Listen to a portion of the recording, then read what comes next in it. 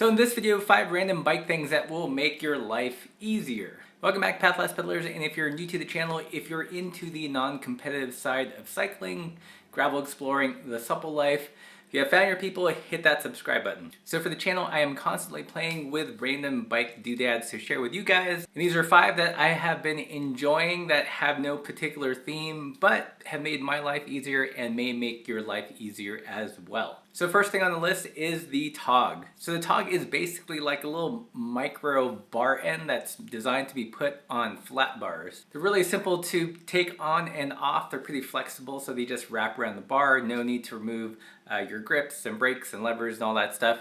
And the way that I like to use them personally is in combination with the Jones bar. The Jones bar, you know, is supposed to be a multi-position bar with one of the positions being this kind of palm forward hand position over the loop. And while that kind of works, I tend to find myself slipping off the front sometimes. And the Togs really solve that problem. I've set mine up so it's similar to how my hands would be if I were riding on drop bars on the hoods. So a little bit more aerodynamic, a little bit more tucked in, a little bit more forward, and pretty comfortable. Now, you can't stand on them and wrench them side to side when you're climbing, but for most seated applications, they work really well. Number 2 on the list is the AccuGauge by Meiser, I'm not exactly sure, but it's a simple brass analog gauge, and you can get the gauge in various ranges. I find for my supple applications, the gauge that reads up to 60 is more than enough. The biggest thing I like about it is that it's analog and doesn't require batteries. I've used several digital gauges in the past, but usually what I found is when they're knocking around the bag, they get turned on and then the battery dies. That's not the case with this gauge. It's always ready to go. It's got a nice, just kind of herky, steampunky look to it. It is a little bit on the bigger and heavier side, but I think not having to worry about batteries when you're on tour or in the shop makes up for it. Number 3 doesn't seem very exciting, but has been super useful, and that is this through axle. What do you do if you have an old style trainer designed around quick releases, but you have a new bike that uses through axles? What I did was I called up the folks at Robert Axle Project, and they helped me figure out which axle worked with my bike and my trainer. And what this basically does is that it replaces your pre-existing through axle on your bike. After you replace your through axle, there is an additional nut that screws onto the drive side of the bike.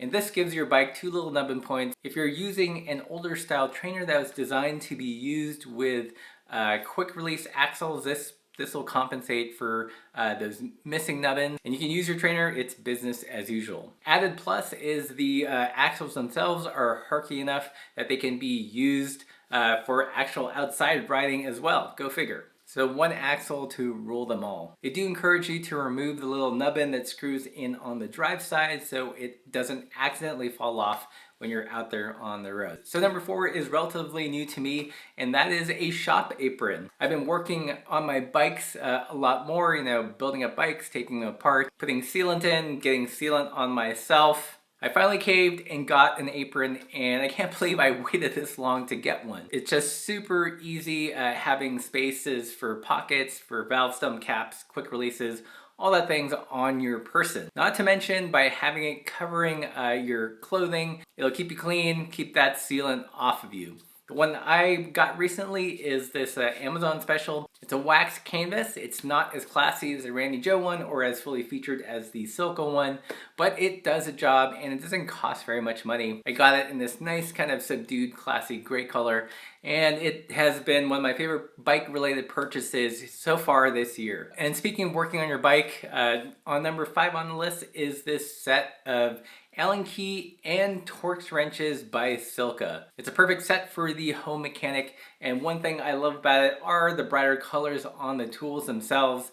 You know, a lot of bike tools tend to be really darkly colored, and if you drop them and you're working in a dark work area, they're kind of hard to find. But with the Silca ones, they're bright red or this kind of bright gray color, so you can always find them, you know, inside the pockets of your apron or on the ground if you drop them. The tools themselves have a nicely kind of slightly granular textured finish, so although there's no rubber grips or anything, they're pretty easy to hold on to. If I had one gripe, I wish that the Allen tools had numbers printed on them or the sizes printed on the reverse side of the tool holder. If you're looking at it head on, the Torx keys kind of obscure the size of the Allen tools. So small gripe doesn't affect functionality, just a little bit quicker because you have to turn those Torx keys to the side to see which tool you are grabbing. So if you guys have any questions about any of these tools, ask me in the comments below. All the links to these products are in the description. And as always, keep the supple side down.